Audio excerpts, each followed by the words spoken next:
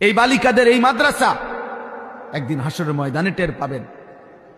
ছোট্ট মাসুম যে মেয়ের আল্লাহর কোরআন পড়ে, সেই পৃথিবীর হাজারো রূপসী সুন্দরী বাহিরে বেপর্দার বেহায়ার জীবন যারা কাটায়, তাদের চাইতে রবের কালাম পড়ে যে কন্যা, হিজাবে ঢাকা, বোরখায় ঢাকা, এমন পবিত্রা কন্যা, সে এই কায়নাতের সর্বশ্রেষ্ঠ নারী।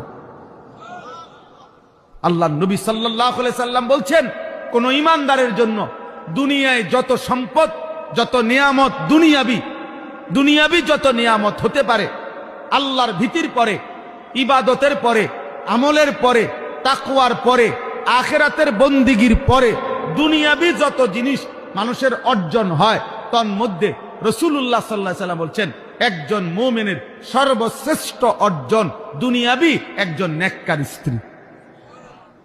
হ্যাঁ, হাদিস, মাস্তাফাদাল মুমিন মিন বাদি তাকওয়াল্লাহ আল মারআতুস সালিহা। এক পবিত্রা, সতী, সাধ্বী, চরিত্রবান, নেককার, রবের সেজদা দেয়, মালিকের কোরআন পড়ে, নিজের ইজ্জতের হেফাজত করে, সম্ভ্রম রক্ষা করে, আব্রু রক্ষা করে, নিজের পর্দার গুরুত্ব দেয়। আল্লাহ নবী সাল্লাল্লাহু আলাইহি সাল্লাম বলেছেন, এটা কোন মানুষের দুনিয়ার শ্রেষ্ঠ অর্জন।